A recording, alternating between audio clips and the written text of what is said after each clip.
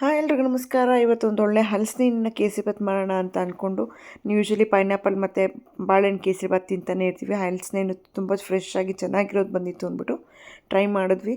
ತುಂಬಾ ಟೇಸ್ಟಿಯಾಗಿ ಚೆನ್ನಾಗಿರುತ್ತೆ. ಮಕ್ಳಿಗೂ ಒಂದು ಡಿಫ್ರೆಂಟ್ ಫ್ಲೇವರು ಮಧ್ಯದಲ್ಲಿ ಒಂದು ಸತಿ ಚೆನ್ನಾಗಿರುತ್ತೆ. ಟ್ರೈ ಮಾಡೋಕ್ಕೇನು ತಪ್ಪಿಲ್ಲ ಅಂತ ಅನ್ಕೋತೀನಿ.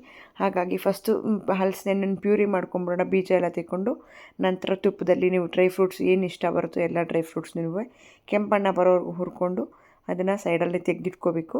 ಈ ರೀತಿ ತುಂಬ ಸೀಸ್ಕೋಬೇಡಿ, ದ್ರಾಕ್ಷಿ ಎಲ್ಲ ದಪ್ಪ ಆಗೋ ಥರ ಹಾಕ್ಕೊಂಡು ನಂತರ ಅದೇ ತುಪ್ಪಕ್ಕೆ ರವೆ ಒಂದೇ 1 ಕಪ್ ಆಗೋಷ್ಟು ನಾನಿಲ್ಲಿ 1 ಕಪ್ಪು ಕೂಡ ಇಲ್ಲ, 3/4 ಕಪ್ ರವೆ ತೊಗೊಂಡು ಚಿರೋಟಿ ರವೆನೇ ಹಾಕಬೇಕು. ಕೇಸರಿಬಾತ್ಗೆ ತುಂಬ ಚೆನ್ನಾಗಿರುತ್ತೆ.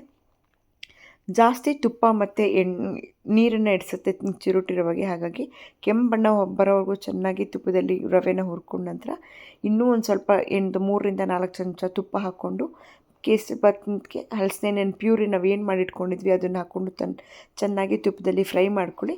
ತುಪ್ಪ ಎಲ್ಲ ಚೆನ್ನಾಗಿ ಅಬ್ಸಾರ್ಬ್ ಆಗುತ್ತೆ. 1 ಕಪ್ ಚಿರೋಟಿ ರವೆಗೆ 3 ರಿಂದ 3.5 ಕಪ್ ನಿಮಗೆ ನೀರು ಹಿಡಿಸುತ್ತೆ. ಆದಷ್ಟು ನೀರನ್ನು ಬೆಚ್ಚಗೆ ಮಾಡ್ಕೊಂಡು ಇಟ್ಕೊಳ್ಳಿ. ಸಕ್ಕರೆನ ನೀವು ನೋಡಿ ಹಾಕ್ಕೋಬೇಕು, ಏಕೆಂದರೆ ಸಕ್ಕರೆ ಅಥವಾ ಬೆಲ್ಲನಾರೋ ಬಳಸ್ಕೋಬೋದು.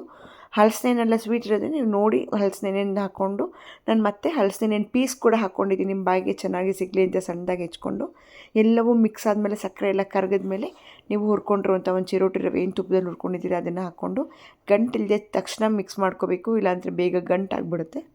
ಹಾಗೆ ಒಂಚೂರು ಲಂಪ್ಸ್ ಇಲ್ಲದೆ ಹಾಕ್ಕೊಂಡು ಬೇಕು ಅಂದರೆ ನೀವು ಕೇಸರಿ ದಳ ಸ್ಯಾಫ್ರನ್ನ ನೀವು 2 ನಿಮಿಷ ನೀರಲ್ಲಿ ಬಿಸಿನೀರಲ್ಲಿ ಅಥವಾ ನೀರಲ್ಲಿ ನೆನೆಸ್ಬಿಟ್ಟು ಕೇಸರಿ ನೀರನ್ನು ಕೂಡ ಹಾಕ್ಕೊಂಡ್ರೆ ಒಳ್ಳೆ ಸ್ಯಾಫ್ರನ್ ಕಲರ್ ಅಥವಾ ಆರೆಂಜ್ ಕಲರ್ ನ್ಯಾಚುರಲ್ ಆಗಿ ಚೆನ್ನಾಗಿ ಬರುತ್ತೆ.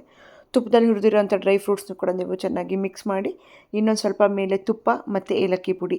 ಚಿರೋಟಿ ರವೆಗೆ ನೀರು ಮತ್ತು ತುಪ್ಪ ತುಂಬ ಯಥೇಚ್ಛವಾಗಿ ಇಡಿಸುತ್ತೆ.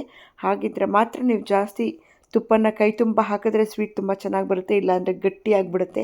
ಹೋಟೆಲ್ ಸ್ಟೈಲೆಲ್ಲ ಬೇಕು ಅಂದರೆ ನೋಡಿ ಈ ರೀತಿ ತೆಳುವಾಗೇ ಇರಬೇಕು. 5 ನಿಮಿಷ ನೋಡೋಕ್ಕೆ ತೆಳು ಅನಿಸುತ್ತೆ, 5 ನಿಮಿಷ ಬಿಟ್ಟರೆ ಅದು ಕರೆಕ್ಟ್ ಕನ್ಸಿಸ್ಟೆನ್ಸಿಗೆ ಬರುತ್ತೆ.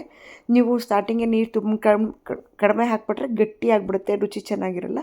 ಈ ರೀತಿ ತೆಳುವಾಗೇ ಇರಬೇಕು, ತುಂಬಾ ಚೆನ್ನಾಗಿರುತ್ತೆ. ನಾನು ಮೇಲೆ ಸ್ಯಾಫ್ರನ್ ನೀರು ಹಾಕೋ ಬದಲು ಹಾಗೆ ಕೇಸರಿನ ಉದುರಿಸಿದ್ದೀನಿ ನೋಡಿ, ಎಷ್ಟು ಸಾಫ್ಟಾಗಿ ಹೋಟೆಲ್ ಸ್ಟೈಲಲ್ಲಿ ಬಂದಿದೆ.